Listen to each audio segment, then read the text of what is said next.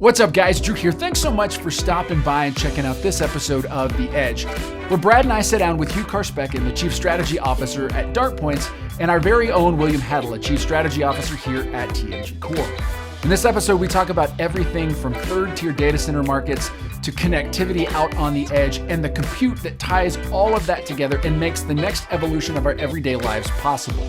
Now, if you haven't done so already, make sure that you go and like, subscribe, and sign up for notifications on our channel so that you don't miss out on any content that we're dropping here. Now, let's jump into the interview.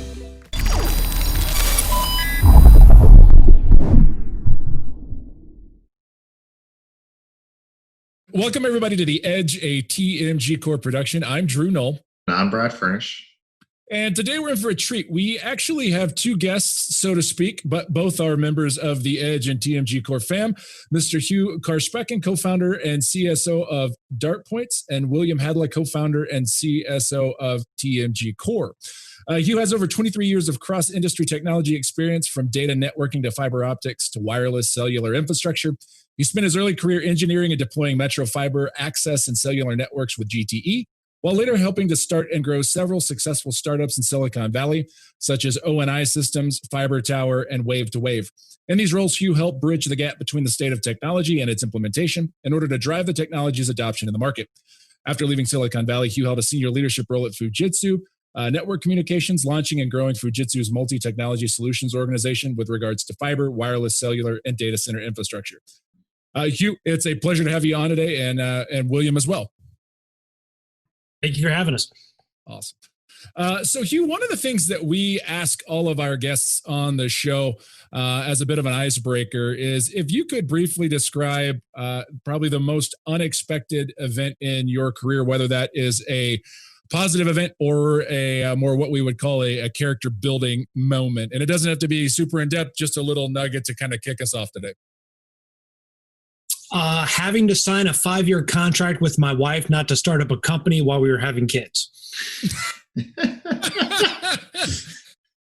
All right, that's an interesting. I've not, we've done a handful of episodes up to this point, and most of it's like, oh, I was going down this path, and this thing in my life happened, and it turned me this way to this industry. I can say without any doubt, we've never had that. Could you, not to dig into the personal piece of it, but I'm assuming that you had started many startups and your wife was kind of tired of it, or what, if you could just add a scotch of color before we jump off. Absolutely. So I met her out in San Fran, and I was coming off of some of my latest endeavors. And she was not, she enjoyed that I was an entrepreneur and did some of those fun and exciting things as everyone did out in the Valley. But I don't think she fully appreciated what goes into it. Mm-hmm. And so as I was getting the itch again to start up another company, we were having kids, and kids is a full-time job. And actually it was quite wise of her, because frankly, how do you can't have children and have another child on the other side, and that other child is basically sucking every penny out of your pocket and every moment out of your day. So it ended up being the wise decision. Actually, that was the Fujitsu time. And what was interesting was that Fujitsu was my vendor at one of my other companies. So it was very awkward actually being an executive at Fujitsu and also being on the board of one of their largest customers. So it kind of created an unusual dynamic that was interesting and kind of made it fun. Yeah. Okay. Well, that definitely makes sense when you put it that way, and that I would say your wife was very, very wise in that request. So just for everybody that's listening and watching, just to give a little color. Normally we don't have more than one guest on the show at a time, but the reason that we brought and asked William to come on as well is I think William and Hugh, you guys have a bit of a similar mind when it comes to connectivity and edge and those kinds of things. And so, when we were talking about having a discussion around edge and what edge is and networking and compute. And, and our listeners will know we look at everything that, when we're talking to people through that lens of what edge is, where edge is going, how compute is becoming more mobile and agile in its deployment and utilization. It just made sense for us to both, have Hugh and William, you both on at the same time. And as you both have a really a very solid foundational background in connectivity and network in general, but I know for a fact from conversations that we've all had that you guys have a real passion for edge and what edge enables, not just from a compute standpoint, but from some of the conversations we've had, that there's a whole social aspect, and societal beneficence that type of computing provides that I know you guys are passionate about. So just to kind of give that context to our listeners, why William is on with us, that's why. So that all being said, I would love to, and I really feel like this conversation, and I mean this in the best way, it's just going to be Brad and I just pushing the snowball down the hill, and then you guys are going to roll with it. And because you guys are extremely intelligent and intuitive when it comes to this stuff. So I'm going to push the snowball down the hill, and we'll just see where we roll. Pun completely intended. Is when we talk to a lot of other people, we ask, for them, what does edge mean, right? And we talk to standard colo providers, and they have their definition of what edge is. And we talk to game developers, and they have their perspectives and all of those things. For you guys, and your background, your experience, and your insight, what does the edge mean? And when someone says, let's talk about the edge or trends in the edge, what do you hear? Because I think we all hear something very different. And I'm very curious as to what you guys hear and what that means to you. Do you want me to? You want to start? Yeah, you go first, Hugh. Oh, okay. All right. So the edge has been around for decades. It's not a new term. We're using it as a new term.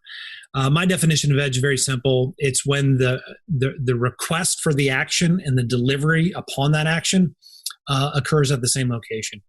And so the edge can occur in tier 1 markets. It can occur out at tier 3 markets, if you will. But that's the focus. It's had many different flavors. Telecom access back in the late 90s. A lot of people throw around 5G, and there's some misnomers around that as well. But that's my definition of edge. And what we do is we facilitate all those pieces that are being acted upon and requested upon being housed in the same location. It's a good point, Hugh.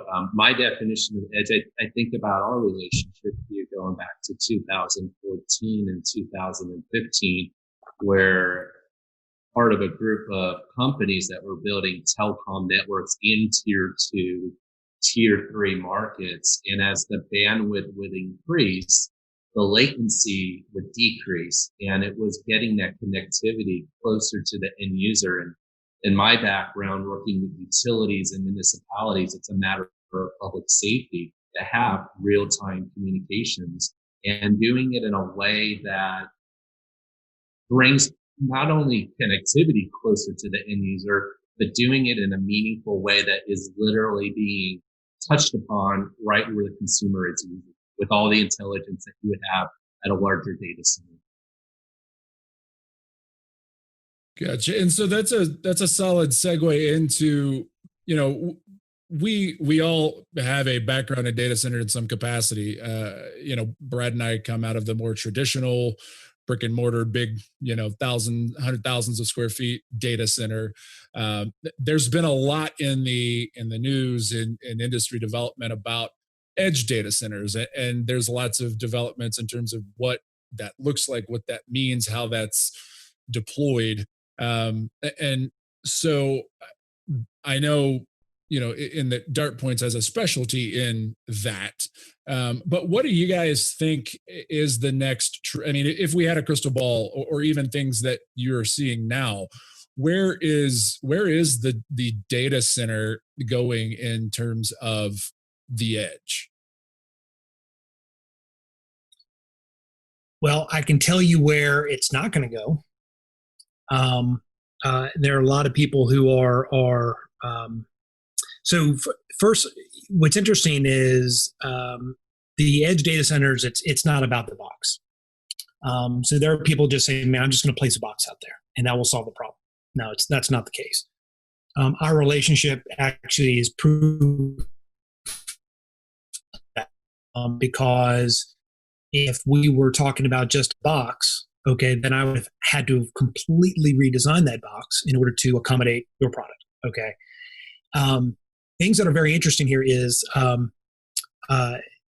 these types of data centers do need to be focused on what forms of connectivity they've got.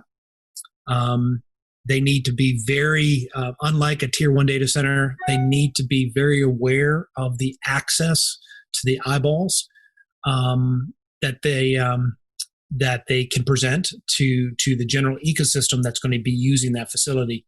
In a tier one market, it's all hub and spoke. Okay, so you're getting requests from local, you're getting requests from a couple hundred miles away, even further in some cases. When you really take a look at the traditional 6 locations of the internet within our country, but now it's not that these sites. When people say edge data centers, again, you can take a look at some folks that really went after the tier 2 market and they kind of replicated the tier 1 data center market into the tier 2 market to kind of push that envelope further. There are some people that advocated taking this all the way to the base of towers. The problem is that's not how the networks work. So obviously they retracted off of that. Not that the networks won't work that way. It's just right now that's not how the cellular carriers are thinking, and most importantly, they don't know how to monetize that yet. So the data centers, as we look at them, are ecosystems. So we build a box around an edge marketplace.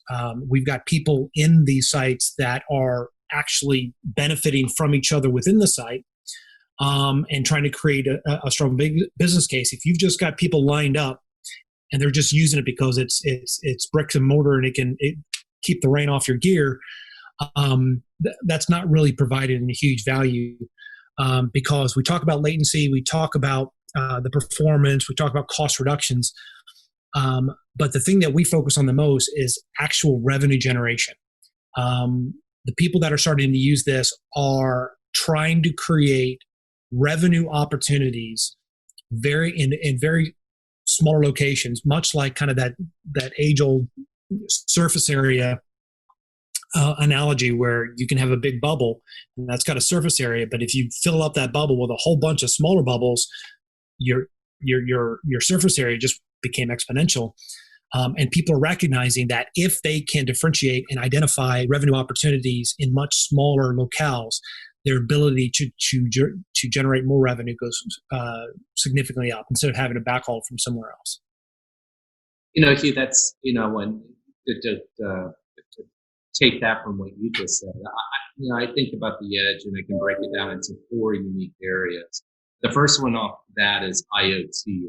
Really, what is IoT? You're dealing with, an intelligent transportation system. You're dealing with public safety, surveillance. You're dealing with small cells, LED streetlights. You're thinking about all of the stuff that needs to be connected to IoT of things that are out there.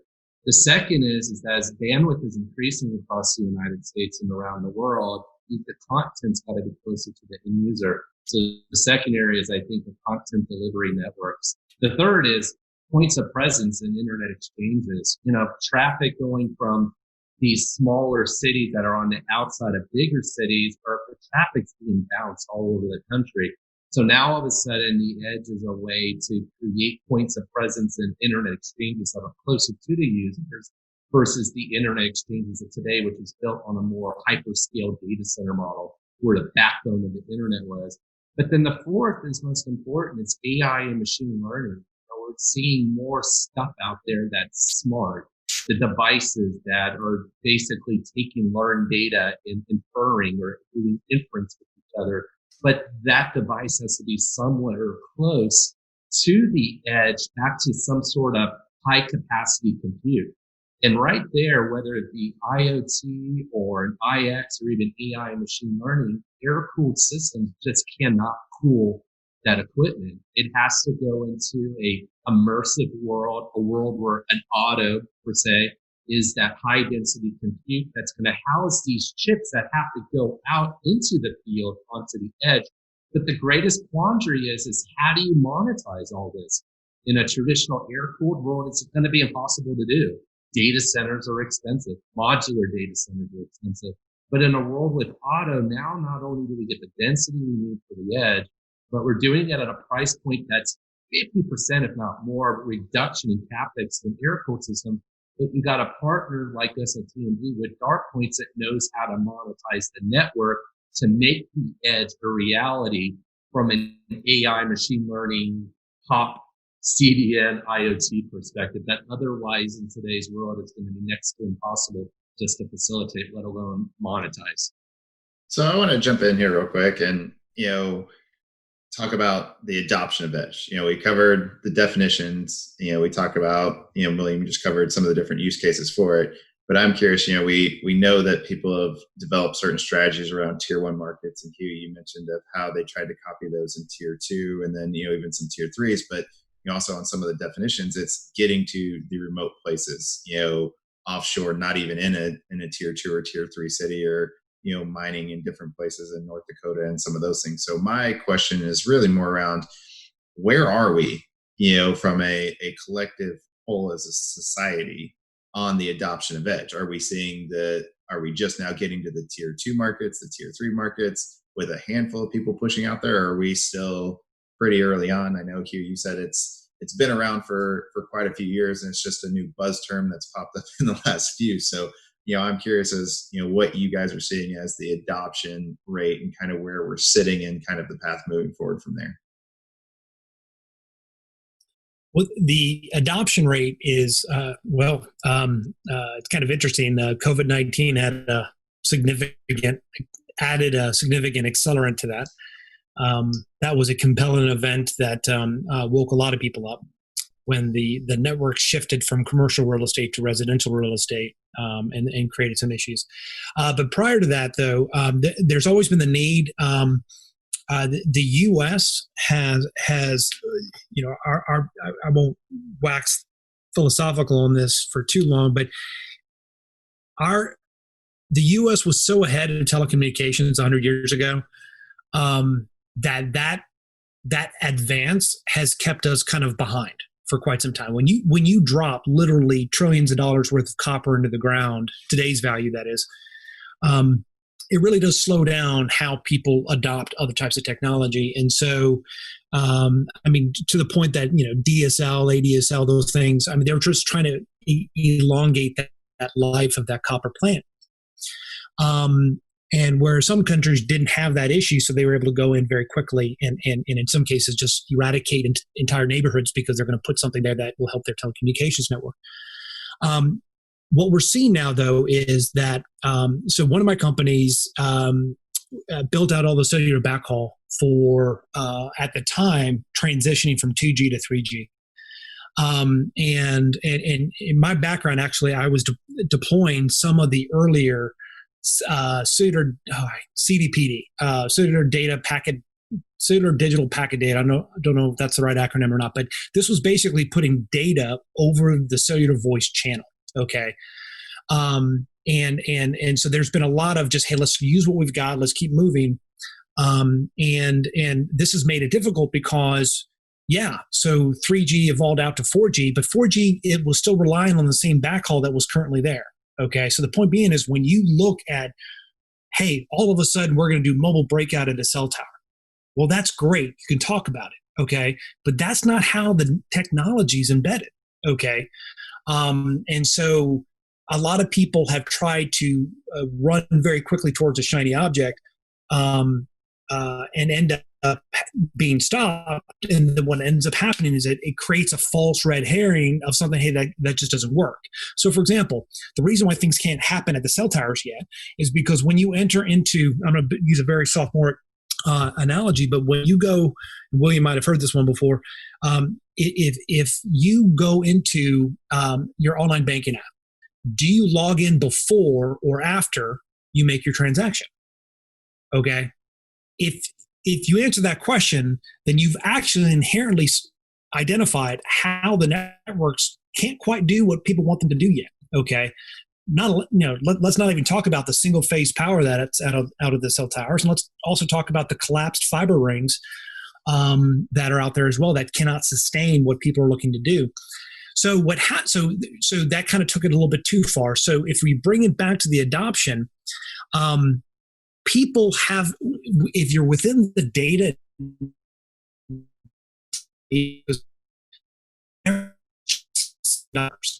okay, and that's good. But the problem is the people who actually drive the revenue are people like ourselves that cash our paychecks and then go pay AT&T for our cellular bill, or we go pay for our on-demand movies. We are a net new dollar added to the system rather than dollars that are just being circulated. So this adoption is when you go out farther. So the tier 2 markets were a natural get things out of the tier 1 because of the proximity. But when you take it further into the tier 3s, you've got to create their own ecosystems. And that's a word you're going to hear from us a lot, because you have to understand that these resources need to be consumed out there. This is just not a very simple backhaul. This is a bi-directional flow now. Content, it's no longer just content delivery, it's a content creation network. So you've got issues that are occurring out in a tier 3, tier 4 market from these hyper gamers. My children watch these gamers all the time. The upload out of these areas is incredible. And that changes a lot of the dynamics of the network. And then people who want to make money off of those loads start centering around those systems, and that naturally creates that ecosystem.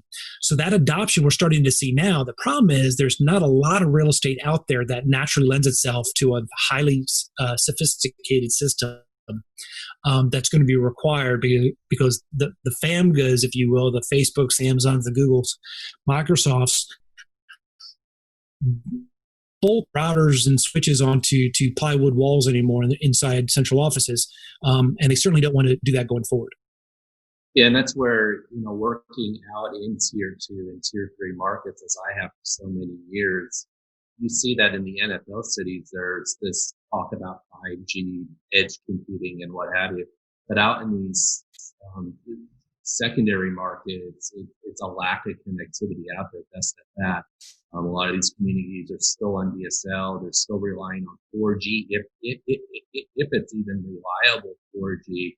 And they're still embracing technologies that are looking at things like satellite communications. But when you look at the adoption of connectivity and the edge in these secondary markets, I've been a huge advocate for years. I said, as long as you have 2 primary anchor tenants, your utilities and your municipalities, you actually have a foundation to start building out these networks in these markets. But then the problem becomes, even if you can get adoption of building out edge computing type of nodes and connectivity in these secondary markets, the question becomes, in a traditional air-cooled world, a non-auto world, is the data center. Where am I going to put it? And like you said, if I try to put connectivity in a cell phone tower or try to put it at a substation shelter, my environmentals, my air conditioning, my heating are horrible. Rodents, squirrels, stuff breaking it all the time. The dust that goes on this equipment adds the meantime to failure rates. So even if there is we want to have this as a smart, safe city, better connectivity, better content, etc., the financials just don't pan out in the near-field world, because the question becomes, where are you going to put this data center that's going to house all this meaningful equipment? Yeah, I think the thing that is interesting to me, you made the point, you have to put it somewhere, right? And there's this need for this compute out beyond, in non-traditional areas, right? And we Hugh kind of hit on a little bit, like some of it's these gamers that may be out, in areas that aren't in what we would call, to your point, William, like NFL markets or traditional large markets where that type of compute is more readily available and more easily deployed, I think is really kind of where it hits, right? I mean, it may not be available, but in a lot of those cities, the infrastructure is there to easily deploy it when it's needed. In some of those rural areas, and Hugh, you kind of hit on it from, commercializing and monetizing this asset. What, for those of our listeners that don't understand what it means to put this compute out in these spaces where it's not existing, the question that we get asked a lot is why? Why does somebody need a data center out in Iowa or out in rural East Texas? Or we know that. I mean, we have those answers because we're in those conversations, but I think it would be really meaningful and helpful for those that may not be as in tuned and plugged into that. Like, why do I need a high performance compute data center or a content delivery network out in rural East Texas or Iowa? What the thing I mentioned earlier is that things are very bidirectional now. So if we're just in just trying to see how we can get videos out faster to a localized population, that's one problem. And that can be solved, and you got bigger bandwidth pipes, and that's all fine and good. The issue here is that not everything is being upgraded at the same time. So people can put more fiber, but if you look at where they put the fiber, they just put the fiber down the same paths that they've always been putting. They are starting to stretch it out a little bit further, but we're also, what's interesting here you might not know that in a rural state, let's say Iowa, for example, you've got 120 service providers in that state. Okay. A lot of which are mom and pop, so that's fantastic. And there's some that are actually, fairly large. The issue here is that 120 is kind of a headache. Okay, so when what a large carrier, let's say an AT&T or a CenturyLink, they're going for something quick. They go in and they try to grab. Okay, the problem is they're not leveraging all the resources that are already there. Okay, and so understanding and I'll give an analogy. I was going to say, it's kind of funny. I'm an electrical and mechanical engineer, but I actually studied systems. And not many people are taking airplanes anymore. But if you do fly out of Dallas and you head east, things start looking at about 10,000 feet like chipsets, okay, that are all the distribution centers, okay, which is kind of interesting. And actually, they function as chipsets. But the edge actually functions our telecom infrastructure is evolving very similarly to the human neurosystem, okay? And so you've got, so you don't need your brain in each one of your fingers. You don't need to put your hands on a hot plate and have your brain and your finger tell you that that's hot. But you do have a form of intelligence out there, okay, that makes you remove your hand before you start smelling and burning. Out in these resources, if you aren't leveraging those 120 service providers and the eyeballs that they're connected to as quickly as you possibly can, because they're having a hard time connecting into Chicago or connecting arteries where people can find it. Dropping a cache through an IX, for example, that is efficient, that's a challenge. And they're not quite addressing that. And so it's not that people ask why is it not there? The question, I'm not trying to be silly here, but why not? Okay. If you were to take a look at some of this data and see what you can produce, now, do you need 500 kilowatts of high capacity compute out in Iowa? No. Okay. But you do need a sophisticated system, and you need one that can grow and expand, that doesn't require literally acts of Congress, at least state and state legislature, to allow a massive data center to open up. That isn't even, it was funny. I spoke to one of the governors of one of the states, and they so proud of this big data center that they had just landed in their state. They're like, look, this is improving our network. And they had no idea that was a private data center. That data center doesn't connect to your local residents. That data center is crunching data for San Francisco. Okay. So the point is, there's a lot of information that is being lost. the nuances are being lost, or being funneled through other locations. And so, again, those resources being out there are very important because they can be acted upon out there in a native environment, okay, versus being blended, okay, into, again, if you take the state of Iowa, its data is blended in through Chicago, which is a completely different demographic. And then that's where I think about, again, to banter off with you here, is the application. When you think about healthcare, and you think about COVID, and you think about even post or pre-COVID, we have an aging population. So we have telemedicine, the ability, in these smaller communities, sometimes people have to spend the night at a hotel just to go to a doctor's appointment. The local doctor may not have the wherewithal to provide the healthcare that people need, but now with telehealth and with compute closer into their community, you have an application to do real-time telehealth between a larger hospital system and that remote area. When you think about financial services, I think about the banks and how banks are using translation as speech to text, or speech to text, and different type of analytical type of things, education, and we go down to the utilities and governments, and to put the compute that's required for these applications, it requires, to a certain degree, high capacity compute, and it requires things to cool the equipment. It expects power, et cetera, et cetera, et cetera. Whereas now in an auto world, with using two-phase liquid immersion systems, that's smaller footprints that are data center in the boxes, whether it be the edge box or all the way up to the 600. Now, all of a sudden, at that local doctor's office, you can have an edge box. At the bank that may have less tellers there, you have the ability to put in edge box. Old library where you had school books. Now, all of a sudden, with Crossroads Education, you have the ability to put compute right in that library as a Creative Commons.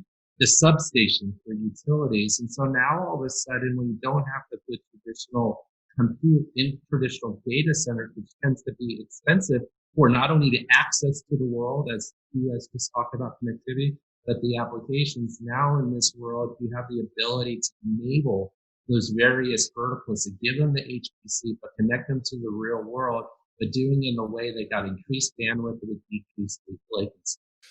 Yeah, no, I think it's interesting that you bring up, this idea of really of innovative, not new businesses, but innovative ways that businesses are going about delivering their services, right? I mean, you talk about a healthcare professional, whether it's a family practice doctor or a pediatrician or something like that out in a rural area, that may, my wife, when she got first out of med school, we were living out in Bridgeport in West Wise County, and they were the only medical facility or provider within a solid 30-40 mile range. So you're right. People do, come, they, in certain areas, they have to travel long distances to receive those types of services, or you mentioned the post-COVID world that we live in, where how education is going to be delivered, or how it was delivered, the end of this last school year. All of those things, it's not new. We've been doing education for years. We've been doing medicine for, thousands of years.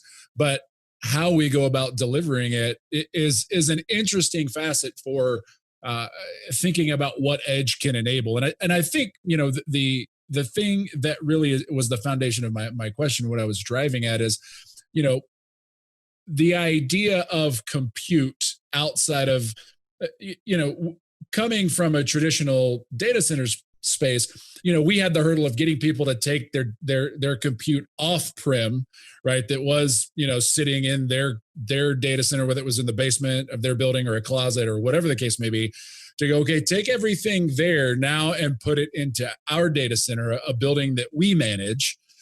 You get to come in and play with it, but we manage all the critical infrastructure, right? Like, that was a massive leap to get people to do that. And depending on who you talk to, that phase of adoption isn't even complete. There are still people lagging behind in that adoption, right? They still want to keep all of their compute on-prem and they control everything, even if they don't do it as well.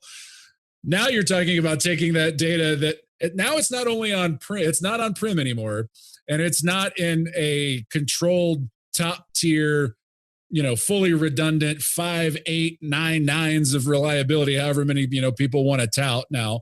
Now we're going to put it out in the middle of either literally nowhere, or we're going to put it in the back of a doctor's office or, a library. So, and to get people to go down that road, in my opinion, and in my experience, people change when they see a benefit to change, right? And people have to perceive that benefit for themselves. We can all sit on this podcast and go, hey, edge compute's great. It's going to enable all of these things, right? But they've got to see the buy-in for themselves. And I think, to your point earlier, Hugh, the COVID pandemic has definitely, if there is a positive to come out of it, it has definitely caused people to think about the way we go about those everyday things that we thought we knew exactly how we did them, and we were comfortable with the way we were doing things, that now we've been opened up to new possibilities that then allow edge compute. And really where I want to go next is, you kind of hit on it a little bit, the compute's all in good, but I can have phenomenal compute and it can all be extremely dense and high performance and cooled efficiently. But if I don't have the connectivity, it's useless, right? And so one of the things that's been interesting for us is every time we have these conversations with people, we bring up 5G. The question is always, well, is it? I mean, our last podcast that we recorded, Brad was like, yeah, I'm out on my phone and I've got 5G, and the guy's like, well, do you really have 5G? Is it real 5G? Is it true 5G? And we're like, it says 5G on my phone. That's good enough for me, right? I don't know. But what is the, if you could, with both of your expertise and backgrounds, walk us through really when someone talks about real 5G, and more importantly than that, just to give us a baseline understanding, what does 5G enable that 4G, what can I do on 5G that I can't do on 4G, and why is this proliferation of 5G necessary? And beyond, let's get beyond, my kid can play games on his phone or stream his Netflix or whatever. Those are creature comforts. And, in my personal opinion, because I'm the old man screaming at people to get off their lawn, if my kid never had another screen for the rest of his life, he'd be better for it. But all of that being said, what does 5G really enable from a beneficent standpoint holistically? When you think about 1 gigabit per second, we've heard a lot about gigabit connectivity over the years. 1 gigabit of connectivity is, I think it's like 250 Netflix movies streaming at once. Put that into perspective. When you think about 5G, which you're talking about small cells that are radiating out to maybe an eighth of a mile, quarter of a mile, that all have connectivity, meaning fiber plugged into it. So you're still in a fiber world with these small cells. The standard is saying it calls for 30 gigabits of connectivity up and 30 gigabits of connectivity down with less than a milliseconds of latency. Think about that type of connectivity. And so when you think about fiber to small cell in these small radiating areas, unfortunately, it's only going to really pan out in major metropolitan cities. And that objective is to take the traffic off the main towers to these small cells with 30 gigabits, let alone 5 gigabits of connectivity or less. That's a tremendous growth. I'll let you take it from there. Yeah, so 5G is funny. There's a lot of hype on 5G. There's a lot of hype on LTE, 4G. We're just hitting our stride now with 3G, which is going to make some people, some of your listeners, kind of shudder a little bit. So very quickly, the networks are created, first of all, for connectivity. Secondly, capacity. Then thirdly, optimization. Okay. And then the whole cycle starts over again at connectivity, adding new sites, capacity, adding more users, and then optimization, filling the dead spots. Okay. So, and there's 1,001 different ways to do this definition. The issue here, though, is our spectrum is driven by the laws of physics. Okay. So you can bit pack your hertz. Okay.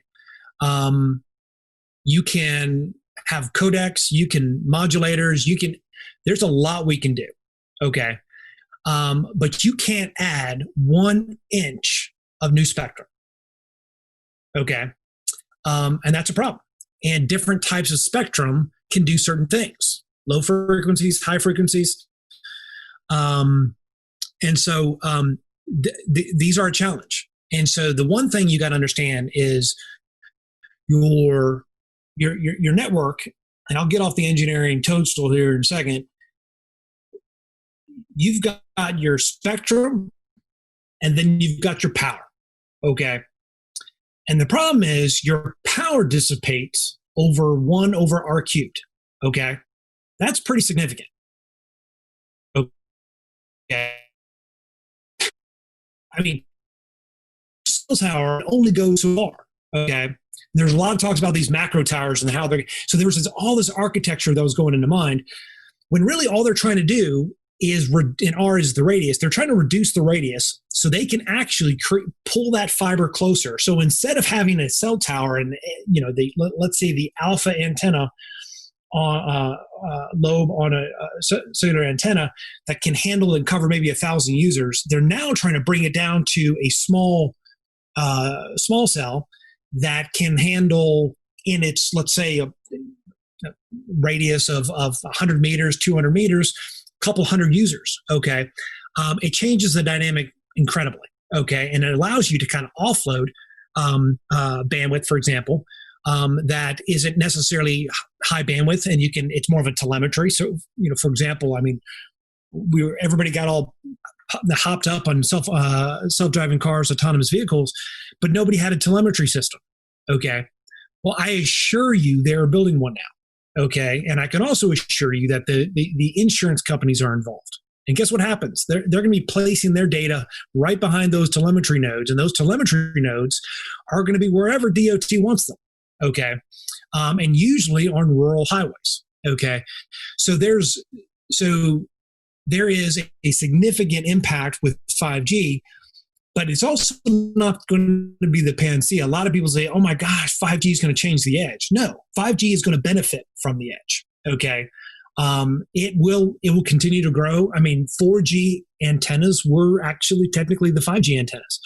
Obviously, you get your little 5G moniker on your phone, and that's just nothing but a software upgrade on the push out on basically your phone being able to ping to the network. So that's pretty simple. But when it comes, it's going to be 5G is going to be able to do many things. It's going to be able to help many things. As William mentioned, getting out of the tier 1 markets, it's going to take a while, and it's going to need to place this infrastructure. And everyone's saying every single one of these things are going to go out at every one of these cell towers. The problem is your control plane is changing. Okay. And each generation of cellular technology piggybacks off the one in front of it. If your authentication is on the old eNode B, well, not technically your eNode B, but if it's on the old ERAN, and now you're implementing a new CRAN, okay, you still got to get people authenticated onto your system, and those control planes are going all over the place. And a lot of this stuff needs to be sorted out prior to us being able to take the next step. And so the marketing buzz is big. They're trying to get people hopped up on the new bandwidth, but we're still looking at 5 to 7 years of that 5G rollout and being built. And a lot of the infrastructure that TMGcore is focused on likely is going to be a part of that, okay, further on down the road. Yeah, and I think that when you think about 5G, I think about one of the first use cases is really going to be, though one may say with IoT and industrial IoT, you're talking about low bandwidth type of applications. But what if in a world you can add machine learning and AI? What if, with autonomous driving vehicles and even drones? In fact, out here in Plano, I was driving home one day in COVID world, and I saw these little robots that were delivering things along the road. And so when I think about vehicle to vehicle communication, it's not going to be your car to my car talking. It's going to be my car talking to a telemetry system on a street light pole back to your car, which is going to utilize 5G type of technology. So, it's not a matter of, is there a finite amount of consumption? I think about it like a bowl of jelly beans, saying, this is of this bowl of jelly beans, this is all the jelly beans that will take care of the entire amount of world's compute need. Rather, it's infinite. And I think about the evolution from 2G to 3G. Look at the difference when 3G came out and then 4G. You're talking about an evolution that is unfathomable, but the basis to 5G is going to have to be high capacity compute on the edge that does the things that 5G was meant to do, which is based in machine learning, AI, telemetry, stuff that's going to require real-time connectivity with as little latency as possible. So edge and 5G is synonymous, right? You can't have one without the other. Because if you don't have to compute, you have real good connectivity, what good is that, right? You still got to get out to the world, get the applications you need. Yeah, no, that makes a lot of sense. And Hugh, you've mentioned localized quite a bit. And we've talked about edge and 5G and localized, and Drew mentioned, from us coming from a traditional data center perspective, about 5-6 years ago, we saw a big consolidation. Everybody wanted to consolidate. We wanted to get rid of having 30, 40, 50 quote unquote data centers, even though some of them were your rack in a closet somewhere, to, hey, we're going to put them in 1 to 2 to 3 big data centers and have them geographically distributed. So now all of a sudden we're seeing the reverse, and from what you guys have talked about, we're seeing the deconsolidation, or the localization, as you said. Do you see, and we've talked about some marketing pieces of, you have people like me on the phone that I look at it and I see my phone that has 5G on it, and you're just now saying that we're getting to 3G. So I have no idea what's what on that piece of it, which makes things entertaining. But, since some of that is marketing gimmicks, do you see, some marketing helping and also some marketing, kind of getting in the way and causing, a little bit of a problem of how people adopt the edge, or what their opinion or understanding of the edge is? So for me personally, and then I'll turn it to you, is that, and I'm going to give credit where credit is due. And a lot of people have heard me talk about the oak tree. And it's rare that I get to talk about the oak tree with the guy who educated me about the oak tree 7 years ago, and that was Hugh. Is that, everyone, the oak, think about an oak tree. There's a huge trunk, there's lots of branches and leaves. And the base of the oak tree, the trunk, was, meaning if the trunk is the data centers we see, like we're in and other, that was never meant to be the end game. It was rather the trunk of the tree. You'll always need the hyperscalers, the core data centers. But if you think about the branches on the oak tree, that's the fiber routes getting out to the connectivity. That's the leaves of the tree. The leaves represent the edge compute. And so from where I sit from a strategy perspective, is that the number one tool we need is education, and doing it in a layman way, like I just described, which I'll let you take it from there. Well, yeah. So one thing I should have mentioned it earlier. In the past, when we talked about telecom and data and all the fancy words that go with it, we've always talked about a handful of industries. Okay, you've got the industry, you got the data center industry, you got the telecom industry, like the fiber side, and you got the cellular side. The edge today is comprised. Last time I counted, it's around 40 to 50 industries. Okay. So let that sink in a little bit. So you're now dealing with stakeholders that went from a handful to an order of magnitude of 10. Okay. So for example, I mean, who would have thought that Porsche would own their own ASN now? They are their own autonomous network. Okay. That's huge. Okay. It means that now it's important for them, okay, to be identified so that people can peer with them. Okay. Which obviously will aid their connected car type of applications. So you are dealing with, and IoT is phenomenal because now you've got things that, you know, I once bored the heck out of someone on a whiteboard where I literally connected the dots between the inflation sensor on your car all the way to a DartPoints data center. Okay, so the idea here is it's you've got so much happening, and you've got everybody with their own little the very first question of, what's your definition of edge? I mean, if you got 40 to 50 industries, you've got 40 to 50 different mindsets. Okay. And I was in a conversation that had to do, I'll keep the companies unnamed because it was a quasi violation of the Constitution, but it was after Hurricane Harvey had hit Houston. Okay. And you had a lot of the autonomous driving vehicles. You had a lot of the insurance companies. You had DOT, Department of Homeland Security. It was just after the terrorist that drove the truck down the bike lane up in New York. And it was just after the Uber accident that had killed that biker. And so you had people that are like, no, I got this under control. And you had the government say, no, you don't have it under control. Okay. But nobody could really do anything. Okay. And so the issue with Houston, for example, is they were not able to get they could not evacuate the Houstonians in enough time. So the mayor came back and said, actually, we're going to be fine. Everyone just stay put, because they didn't want 2.2 million people out on the roads when the hurricane. But they could have gotten everybody out, but they couldn't commandeer anybody because their systems are not in place.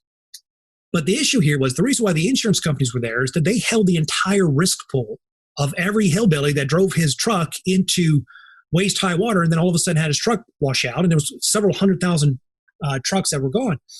So the reason why I'm bringing this up is how Uber might or Toyota or Google view the autonomous driving vehicle is on a completely different spectrum than how nations might view it, okay? And how they're going to protect their assets and how do they de-risk their portfolio.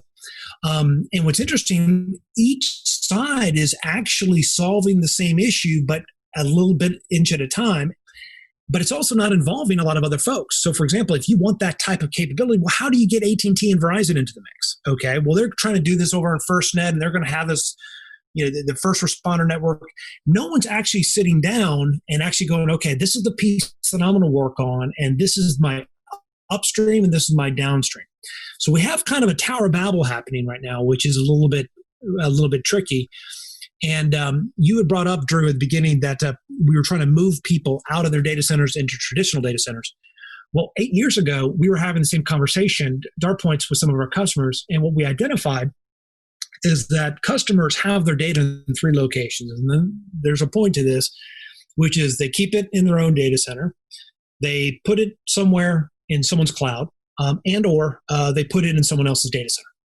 And everybody's so fixated on the where, okay, that they lost track of how much their data is actually in all 3 of those locations. Sometimes it expands in one location, but then it migrates to another and then it comes back, okay?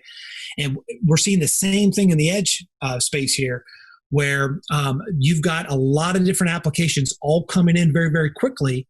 And they are they are impacting the network in a lot of different and unexpected ways.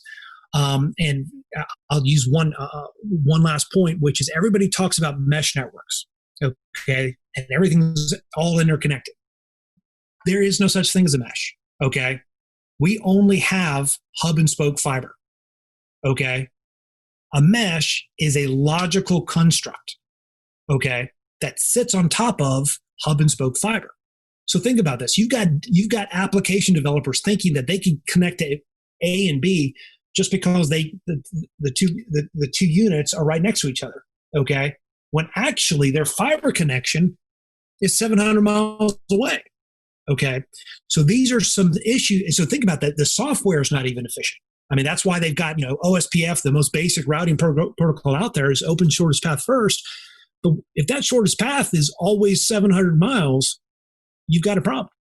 Yeah, absolutely. So, I mean, just me leveraging some of our previous conversations, and you've mentioned autonomous driving, that seems to be, at least 5, 10, possibly 20 years away, just purely on the network and compute basis. Is that, am I thinking about that right, or no?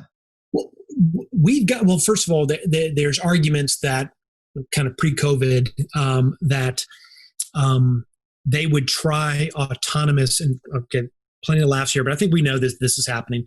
autonomous flying prior to autonomous driving. Okay, because the issue with autonomous vehicles is we have more human drivers than we do have compute drivers, and humans are the most unreasonable, irrational, unpredictable things out there. Okay.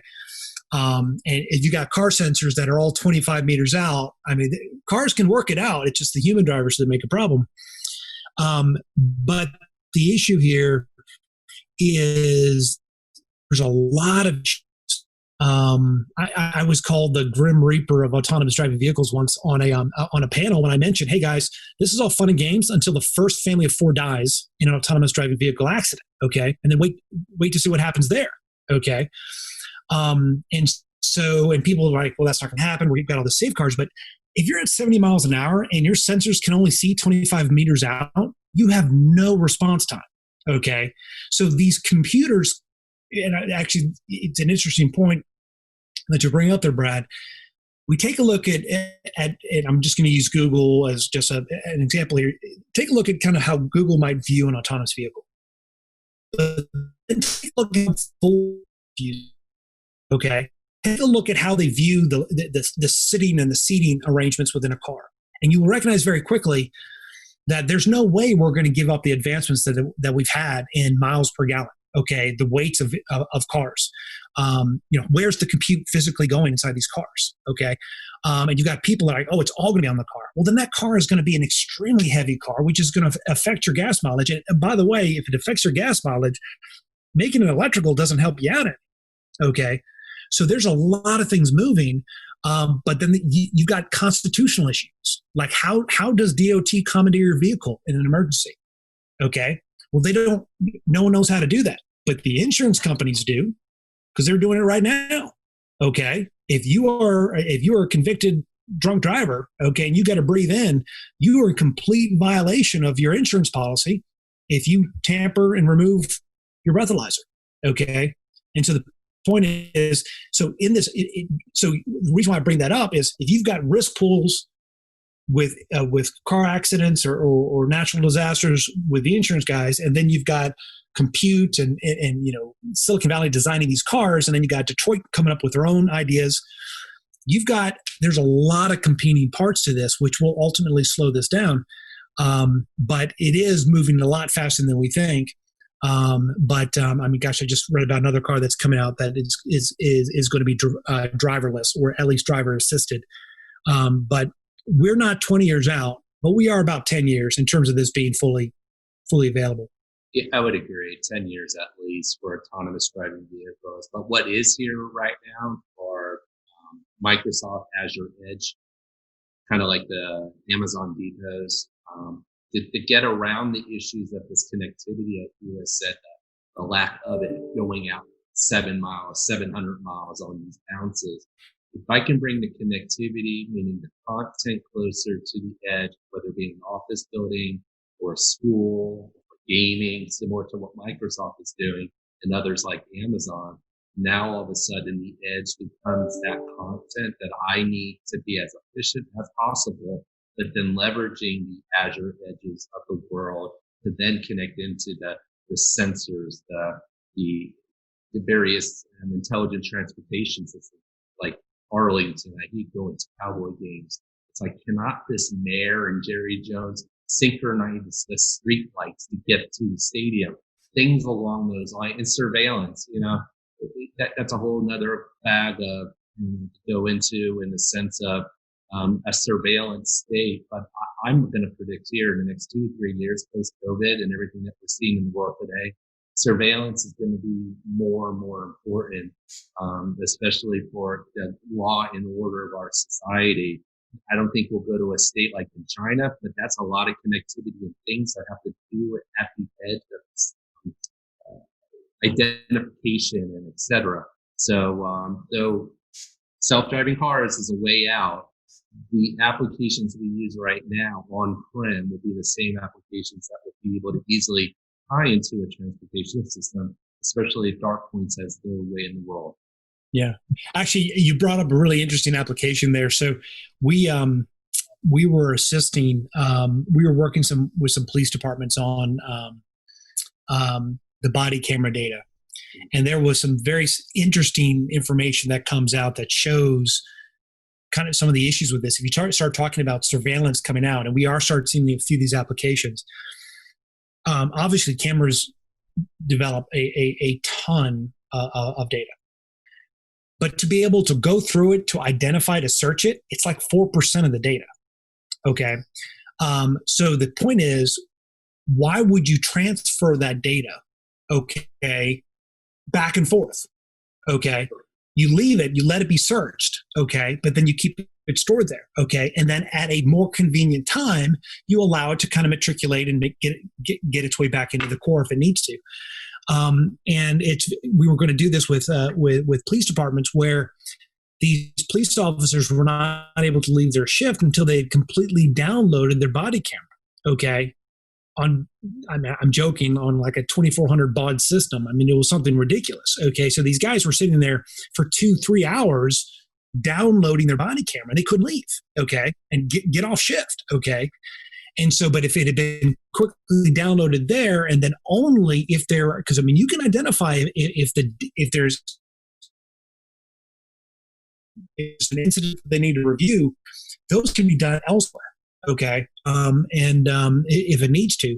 But in terms of, you can very quickly analyze it and pull back the corresponding data. But we're seeing a lot of that now. We're not saying that all data needs to be fully and 100% dispersed, but we are saying, we're talking, we have a huge confusion about, hey man, all these edge data centers, but we've got these little devices in our pockets, okay, that we carry around all the time, that we are constantly being littered with applications. And those applications do not exist unless your phone exists in your pocket. Okay. So what you're seeing here is at a point very close in the future, people are going to shift from the hardware and go straight to the application, but they're going to push that application out to the hardware that has to be there. Okay. Otherwise, it involves, I use the example that DartPoints is more like a digital logistics company, because people are like, hey, I want to get out there, but how do I get my servers out there? Okay. It's a huge issue. Okay. But if the servers are there, some will be pre-ordered, some will be dedicated, but then there's going to be a lot there for people to be able to leverage very quickly. I mean, USA, an insurance company, I mean, do they really need to be in the server business? Okay, in terms of having their servers where they're going to want to go out, going to be able to set up their platforms and be able to pull that out if they need to. But that server is still going to be out there. So the two cannot be. You can't have localized data that you can monetize if you don't have something local. And it's we've seen some pretty funny instances that have confounded people. That because they've just never seen it before, because they never understood that even existed. And I can share you the Iowa caucuses information that came through that we were kind of laughing, that the operatives that were coming in from the coasts did not understand that you had people that believed in the Second Amendment, but who were also considered very liberal, okay? And the reason why is Iowa is a huge hunting state. It's a completely different view, okay? And so these were things that they were like, well, how do I market to that person? How do I market to that person with the progressive message when gun rights is not part of that progressive message, okay? Yet to those people, they can coexist. And so they were unable to get marketing ads for those messages. It was just because people say, I can't push that out because I don't support the Second Amendment, but I support the other rights. So now all of a sudden you had in the caucuses, you didn't have the ability to go talk to a diverse population. I mean, diverse in political thought, even though in general they came out of the Democratic camp. Does that make sense? Because we talked about this. I grew up with a father that worked for Pan American Airlines, and so I grew up in LA. We had family in New York, and I was cross country a lot over the course of the year. But the music in LA was always different than the music in New York, and I'm a child of the 80s. Whereas what you're saying is exactly right, is that the content message is different market to market now. It's not one message across the U.S. or the world, which means you have to have a localized content and a delivery mechanism to get to that end user, because Facebook may be advertising one way in Seattle, Washington, but a completely different way in Dallas, Texas. Yeah, that's interesting. And I hadn't, I mean, we've thought about it because we've talked about it a little bit, but I mean, that idea of data specificity for groups, and I think we've all been victim of it or beneficiary of it, however you want to look at it, from the standpoint of, I will listen to, whether it's Spotify or podcast or whatever, and this is all pre-COVID, right? And I might be, I'm out in Argyle on the west side of the Metroplex, and our office is in Plano on the northeast side of the Metroplex. So I'm getting ads on, well, not Spotify, I guess, well, I do, Pandora or something, like I'm getting ads for stuff around me on the west side. They're advertising like Texas Motor Speedway events and, whatever. And then I get out in Plano and it's like Fireside Subs or Firehouse Subs on, Legacy Drive. And I'm like, wait, what? How? But to your point, that's exactly how they're pulling it off, because that data, now that, from my understanding, that's pretty simple because that's all GPS driven. It just, there's a pool, those advertisers have pools of ads. Yeah, take off your tinfoil hat for a second. It stays on. I've just got it concealed now. That's not the only thing I conceal. But that's a fairly easy one, right? But what you're saying is that even that's a way to monetize that edge compute, because you can garner more data. And with that more data, you can be more detailed and more specific in how you go about marketing. And since Brad brought up my foil hat, I think that the thing that, people are concerned about, because to us, well, the three of you and me kind of, that is a really interesting and, hey, that's awesome. I can, I get a very tailored experience in everything I do. We talked about it a while back about, this idea of having an electronic or a digital profile of, when I go into Nick and Sam's or Bob's or whatever, they already know, because either I made my reservation or they just get that data from me as a person because I have a digital profile out there. He likes the tomahawk medium. He likes, Johnny Blue, and he likes the mashed potatoes with the extra cheese. I don't even, my waiter or my server just walks up and is like, "Oh, Mr. Noel, would you like the Johnny Blue? Would you like the tomahawk medium and the mashed potatoes?" I'm like, "Holy crap, this is awesome." "Yeah, absolutely, I would. That's fantastic. Thank you." Or hotels or the same types of experience. And for a lot of people, they like that idea of getting that tailored experience. I think if we're to be fair and analyze both sides of the coin, there is definitely a concern there with somebody. It's great if my favorite restaurants or my favorite hotels or my gym or whatever has that information about me, because they're using it for my benefit. I mean, if we're being honest, they're using it for their benefit, because the happier I am with my experience, the more money I spend with them. But they're using it for my benefit. There would be people out there who would take that same information and nefariously use it to my or a collective group's detriment, right? And so all of this, we're talking about edge compute being, the reality of making compute and data more disparately available. While that's all in good, right? The one of the big selling points that we always used in consolidation of data centers was it's more secure, right? Because I've got one building that I can manage the security in and out of, whether it's physical or logical. And now you're talking about putting all of that data, and you're talking about connecting my data here literally out in West DFW via, the hub and spoke to some guy's data up in Chicago, right?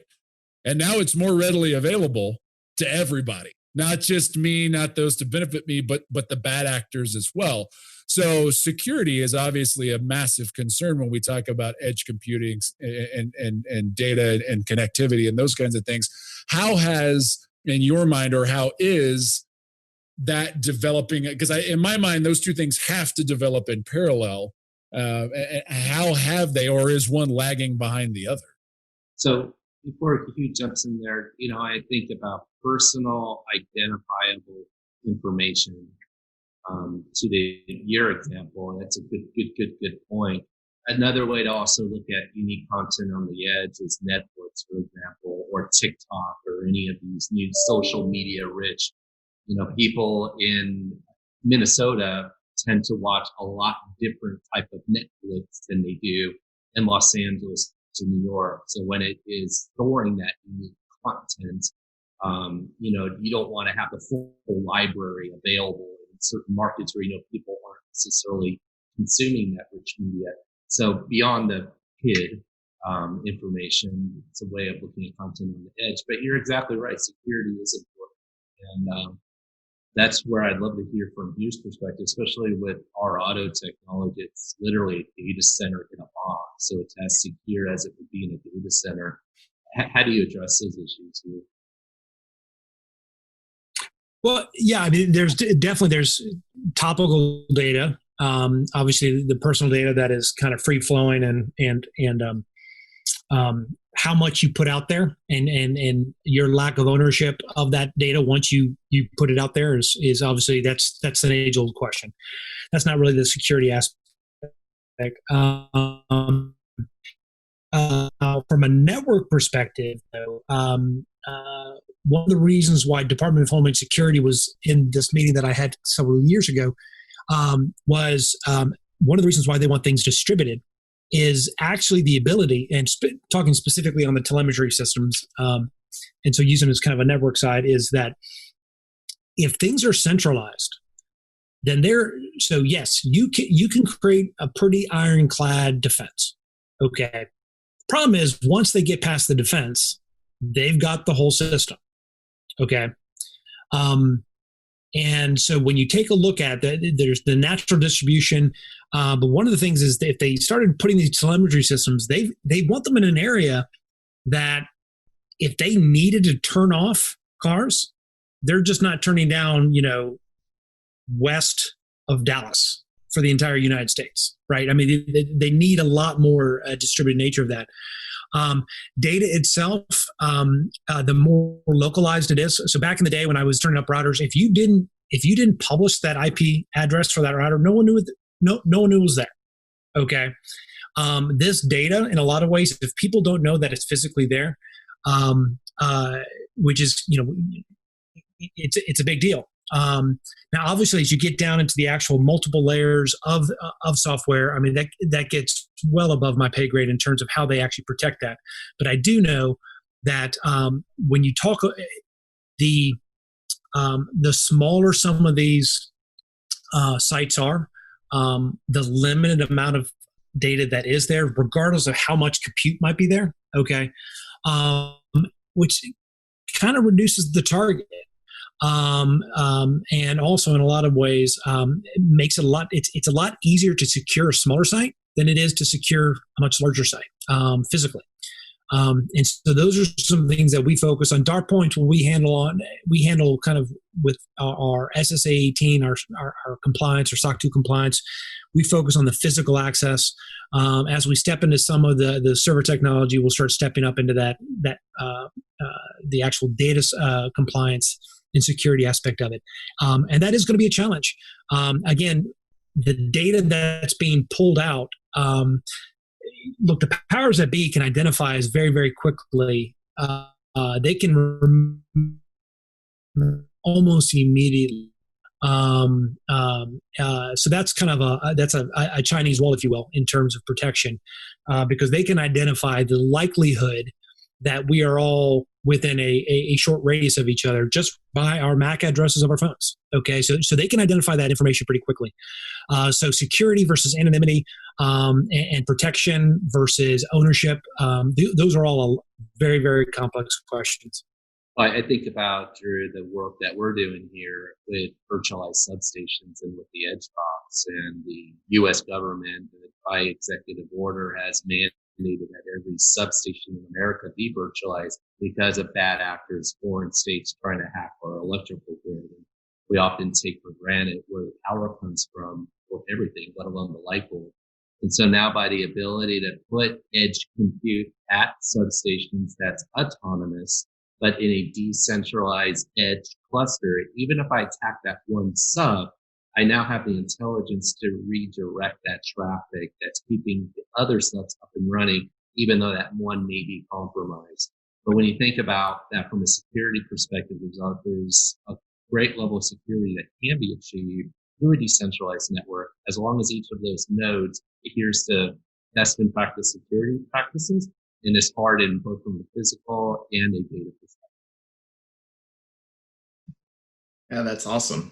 I mean, there's a lot to think about. We've covered a lot, and I know that we typically start with some conversation topics on the show, and we kind of delve from there. So since we've covered a lot, Hugh and William, I just kind of want to throw out there: is there anything else you want to talk about? Anything that has sparked some creative conversational juices of just kind of where we are, and we've uncovered a few rabbit holes that we could go down, and could possibly spend 3 hours going down them. But since we only have a few minutes left, I just want to check to see if there's a brief rabbit hole you want to go through, or anything you want to talk about. Well, there's a misnomer that one stack will solve it all. And again, that's why we work very well together. We focus a lot on the real estate and making sure that works and understand exactly how that works. You guys work on the high density compute. There are folks that are trying to do it all within the same wheelhouse. And it's going to be a huge challenge because everybody needs to have kind of a signature on this in order to kind of grow and make people feel comfortable within that ecosystem. We found that as soon as we started to empower some of these local providers, their attitude changed dramatically because they were being told that they were not a part of the equation. And now they are a part of the equation, a very valuable part of the equation, because they happen to have, let's say, 25,000 eyeballs that sit at the very tail end of their network. And then that goes into a larger grouping of eyeballs that are brought in by other service providers. And then ultimately you make a pretty compelling business case to the code developers. So those are things, there's a macro ecosystem here that everybody needs to participate in. Yeah, I'm excited about the fact that we're moving into an AI machine learning world we see it in our homes. Think about how many IP addresses you have on your wireless router and how many devices you have, et cetera. And that when you start looking at the ability to put high capacity compute, not only on the edge, but into consumers' hands, you start moving into this brave new world whereby everything and everyone is connected.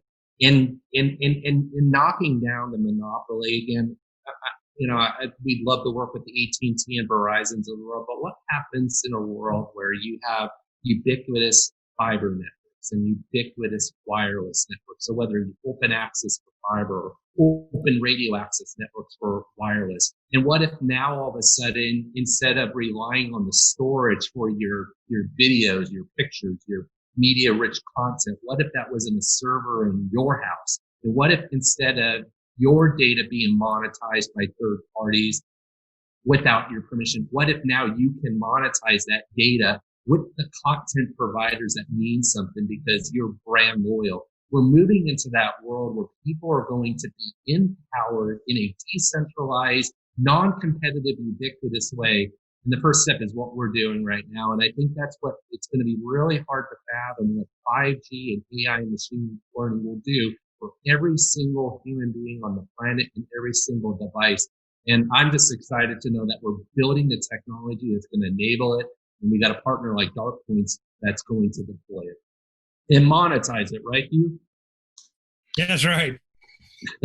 So since I'm the one who just mentioned creative juices and conversational juices, I do have one, because we did talk about different collaborations and different service providers, and then also the big point of monetizing some of this stuff. And we've also covered, a few of the struggles or challenges that have to be overcome from a true just edge in the network and getting everything out there.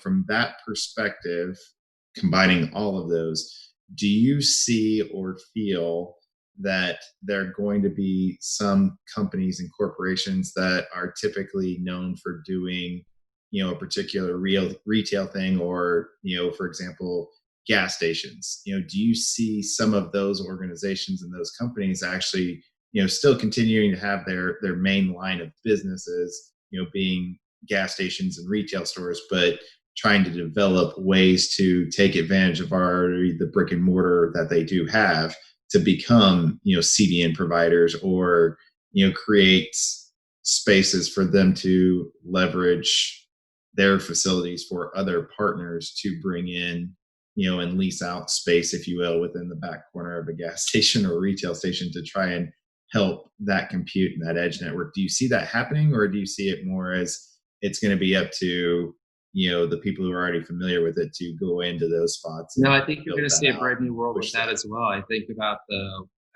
Walmart, and Walmart, largest retailer in the world, and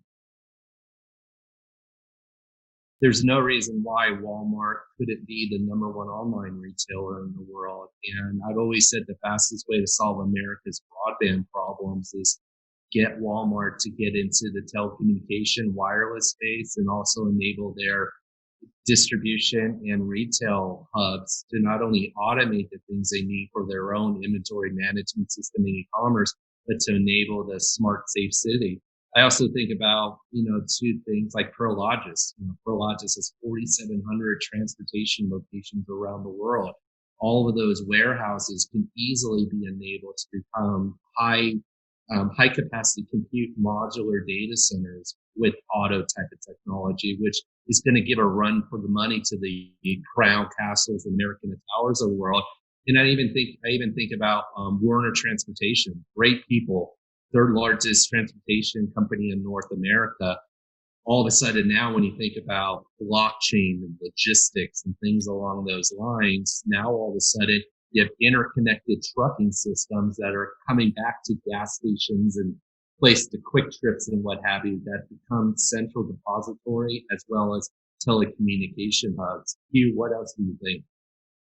No, absolutely. I absolutely agree that a lot of that's going to start happening. There will brave new world, yes, and with that, having to talk the same language to them as well, because this is not a very simple real estate play, and those are things that there will be a lot of folks that are going to be super, super excited about their real estate. And it's not going to play into it at all. And then there are going to be others that have no idea the value of their real estate. Okay, so you can never convince them to do this. Okay, and we've definitely barked up many of those types of trees. And so, but I will tell you this: that real estate, and I'll leave it at this.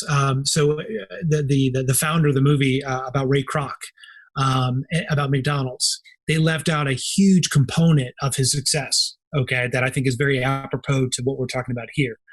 McDonald's not only had success through its processes, but also had success because of the Eisenhower Highway Build Program. Okay, where all of a sudden you had highways going in places where highways were never located, off ramps and on ramps to highways that needed gas and food, and then suddenly, over the course of several decades, McDonald's ended up being one of the largest landowners in the world. Okay. And so those are opportunities that we're starting to see now. And if you take a look at where Tesla charging stations are showing up, okay, for example, it's interesting. I mean, so you're going to find things like that all of a sudden are going to foster, again, that ecosystem word I'm talking about, where you're going to find people recognizing that if there's these Tesla charging stations every 60 miles on the freeway, well, there's going to be little communities that are start centering around those, okay, that related to things as typical like food and beverages and such. But then there's going to be other things. So there's definitely, let's just put it this way, there was a reason why Amazon bought Whole Foods, and it wasn't because of the fresh produce. Okay, so we're going to see a lot more of this happening, and that's our business. We're trying to convert that land into something quite valuable. And obviously, what TMGcore's got is it's almost kind of like, I'll go find the mine. You got the diamond, and we're going to put the diamond into the mine. Okay, and that's the goal here. That's awesome. And so, Hugh, if our listeners are interested in connecting with you and any of the work that you're doing at DartPoints, what's the best way that they can find you?